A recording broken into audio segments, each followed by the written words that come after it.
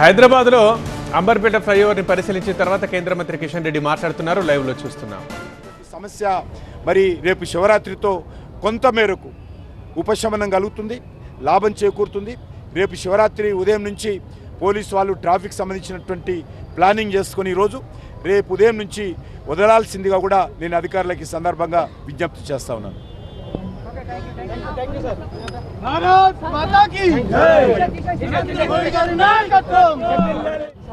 మిత్రులందరికీ నమస్కారం. మన యొక్క చాదర్ఘట్ నుంచి వరంగల్కి వెళ్ళేటువంటి జాతీయ రహదారి గతంలో ఎన్టీ రామారావు గారు ముఖ్యమంత్రిగా ఉన్నప్పుడు ఇది రోడ్ వైడనింగ్ చేయడం జరిగింది. ఆ తర్వాత మరొకసారి కూడా జిహెచ్ఎంసీ పరిధిలో కూడా రోడ్ వైడనింగ్ చేయడం జరిగింది. కానీ అంబర్పేట చేనంబర్ చౌరస్తా దగ్గర మరి శ్మశాన వాటికలు రెండు సైడ్ల ఉండడంతో వాళ్ళు అంగీకరించని కారణంగా మొత్తం రోడ్ వైడనింగ్ అయింది తప్ప ఆ యొక్క శ్మశాన వాటిక దగ్గర రోడ్ వైడనింగ్ పూర్తి కాలేదు.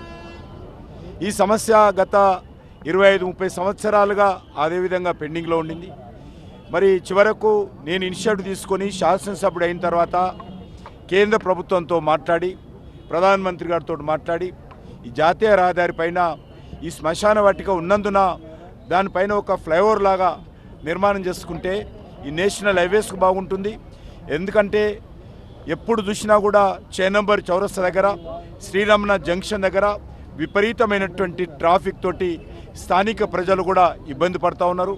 జాతీయ రహదారిలో వెళ్ళేటువంటి మరి వరంగల్ మరి ఖమ్మము నల్గొండ జిల్లా ప్రజలు కూడా బాగా ఇబ్బంది పడుతూ ఉన్నారు. కాబట్టి ఇది నేషనల్ హైవే కాబట్టి ఫ్లైఓవర్ కట్టాలని ప్రధానమంత్రి గారిని అడిగినప్పుడు వారు వెంటనే దీన్ని మంజూరు చేయడం జరిగింది.